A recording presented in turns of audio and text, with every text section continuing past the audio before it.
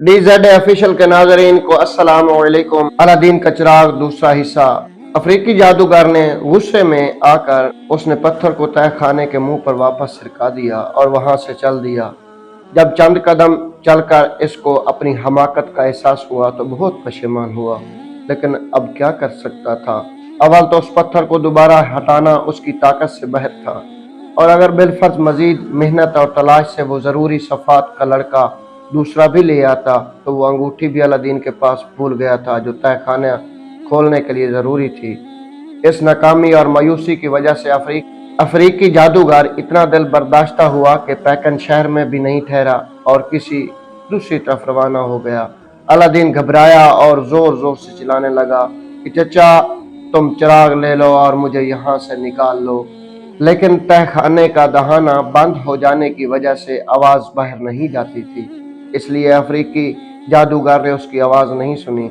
जब अलादीन को बाहर से कोई जवाब नहीं मिला तो उसने अंदर बाग में जाने का इरादा किया, मगर वो रास्ता भी नजर न आता था।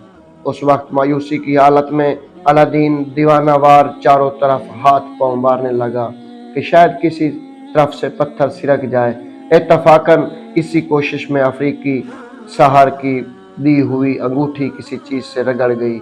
इसका मुवक्किल भी एक जिन था। वो फौरन हाजिर हुआ और कहने लगा कि मैं इस अंगूठी का ताबे हूँ, जो हुक्म दोगे तामील करूँगा।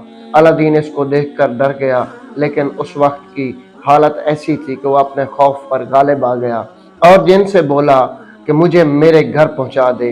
आंख झपकते ही अलादीन ने अपने आप को घर के सामने पाया। खुद परेशानी से उसके होश खराब हो रहे थे। गिरता पड़ता घर पहुंचा और खामोश लेट गया।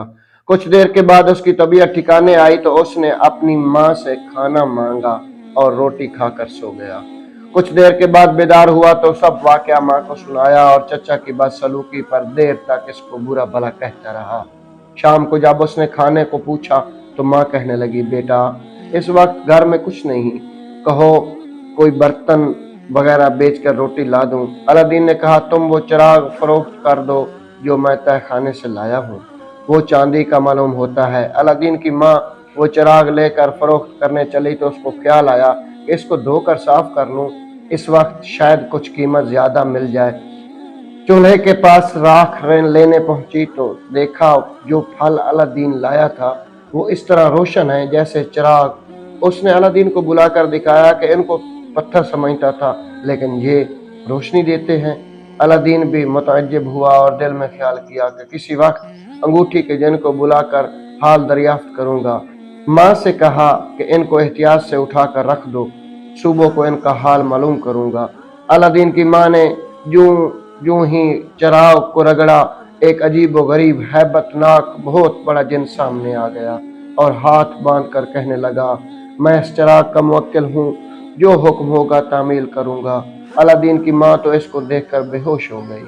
अलादीन चूंकि अंगूठी की जिन को देख चुका था इसलिए नहीं डरा और जिन से मुखातिब होकर कहने लगा, मेरे लिए उम्दा किस्म का खाना लाओ। जिन गायब हो गया और जरा सी देर में चंद थालियां खाने से भरी हुई लाकर रख दी और फिर वापस चला गया। अलादीन ने फिर अंगूठी के जिन को तलब किया। वो आया तो उसने पूछा कि मेरा चचा कौन है। वो तुम्हारा चचा अफ्रीका का एक जादूगर है और तुमसे चिराग निकलवाना चाहता था। इस चिराग का मुवक्किल भी जिन है, वो बहुत ताकतवर है और हर काम कर सकता है। फिर अलादीन ने उन पत्थरों की बाबत दरियाफ्त किया तो जिन ने कहा वो नायाब जवाहरात हैं और उनकी कीमत करोड़ों अशरफियों के बराबर है। इसके बाद अलादीन ने जिन को वापस कर दिया और माँ को होश में लाने की तदबीर करने लगा। जब उसकी वालदा होश में आई तो उसने कहा कि तुम खौफ न करो, इसी जिन ने मुझे एक दहशतनाक राह से निकाल कर यहाँ तक पहुँचाया था और वहीं अब हमारे लिए खाना वगैरह लेकर हाजिर हुआ है। अलादीन की माँ खाने और बर्तन देखकर हैरान रह गई और कहने लगी कि जिनों की दोस्ती हमें पसंद नहीं, इस चिराग को फेंक दो। अलादीन ने कहा, अम्मा जान, ये चिराग और अंगूठी हमें बहुत काम देंगी और मैंने अंगूठी के मुवक्किल से सारा किस्सा सुना है। वो कहता है कि वो अजनबी शख्स तुम्हारा चचा नहीं बल्कि अफ्रीका का एक ज़बरदस्त जादूगर है और अफ्रीका से चीन सिर्फ इस चिराग के हसूल के लिए आया था, जो खुशकिस्मती से मुझे मिल गया। अगले दिन अलादीन इन ज़रूफ में से जिन खाना लाया था ایک تشتری کو جو کہ چاندی کی تھی بازار میں فروخت کر دیا۔ جس دکان پر الادین نے تشت فروخت کیا وہ یہودی دکاندار بہت مکار اور دغا باز تھا اور وہ تشت کی قیمت سے بخوبی واقف تھا۔ الادین کو اس کی قدر و قیمت معلوم نہ تھی، اس لیے وہ ایک اشرفی لے کر چلا آیا۔ اسی طرح تمام ظروف وقتاً فوقتاً بیچ ڈالے۔ آخر مرتبہ وہ سب سے بڑا خان لے کر اس یہودی کی دکان پر پہنچا اور 10 اشرفی میں دے آیا۔ جب اچھا کھانا پینے کو ملنے لگا تو اس کی قدرتی ذہانت بھی چمک اٹھی۔ بازار میں ہر چیز کا نرخ دریافت کرتا، بری بھلی چیز کی تمیز ہونے لگی تھی۔